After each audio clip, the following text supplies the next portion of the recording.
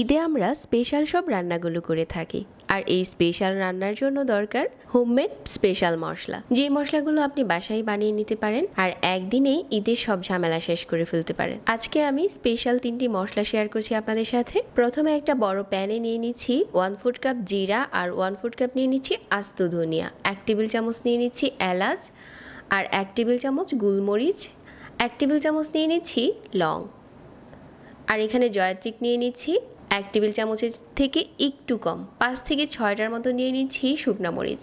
তারপর একটা জয়ফল নিয়েছি, এই জয়ফলটা কিন্তু ফ্লেভার অনেক স্ট্রং হয়। আমি অল্প একটুই মশলার সাথে দিয়ে দিচ্ছি, খুব বেশি দিলে কিন্তু টেস্ট বাড়বে না, মশলার একটা স্মেল হয়ে যাবে, তখন আবার খেতে ভালো লাগবে না। 2 টুকরো বড় সাইজের দারচিনি একটু ছোট ছোট করে দিয়ে দিচ্ছি। তারপর এখানে 6 থেকে 7টার মতো তেজপাতা নিয়েছি, আর এগুলো হচ্ছে কেচি দিয়ে কেটে দিয়ে দিচ্ছি, তাহলে এগুলো গুঁড়ো করতে সুবিধা হবে। তো এখন হচ্ছে এই প্যানটাকে আমি চুলাতে বসিয়ে দিব। আপনারা চাইলে কিন্তু এখানে বড় এলাচ, স্টার মশলা এগুলো ব্যবহার করতে পারেন, তবে আমার কাছে মনে হয় ওই মশলাগুলো দিলে বেশি স্ট্রং হয়ে যাবে ফ্লেভার, ওই ক্ষেত্রে রান্নার স্বাদ নষ্ট হয়ে যায়। এই জন্য আপনারা চাইলে দিতে পারেন, আমি এভাবেই গরম মশলাটা বানিয়ে থাকি।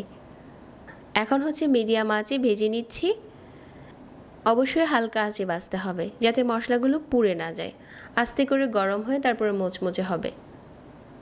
এখন মশলাগুলো ভেজে নেওয়া হয়ে গেছে, আর ব্লেন্ডারে নিয়ে নিচ্ছি। ব্লেন্ডারে ঢাকনাটা লাগিয়ে ভালো করে ব্লেন্ড করে নিচ্ছি। এখন আমি এখান থেকে কিছু মশলা উঠিয়ে রেখে দেব, আর এই মশলাটা হচ্ছে আপনারা যে কোনো কাবাবে দিতে পারবেন বা যে কোনো কিছুতেই অ্যাড করতে পারবেন, চাইলে কালো বোনাতে দিতে পারবেন।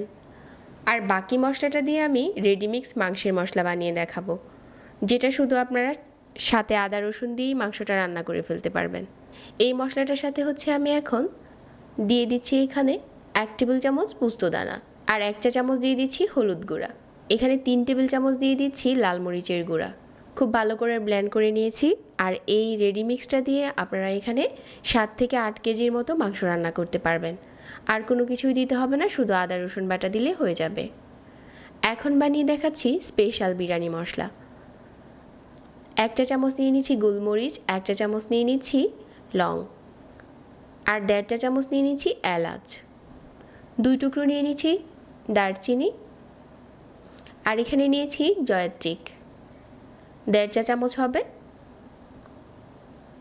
আর নিয়ে নিচ্ছি জয়ফল।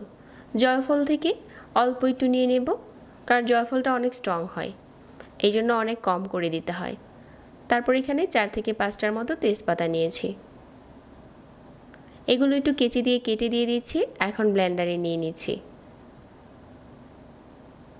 আর দিয়ে দিচ্ছি 1 টেবিল চামচ পোস্তদানা, খুব ভালো করে ব্লেন্ড করে নিচ্ছি।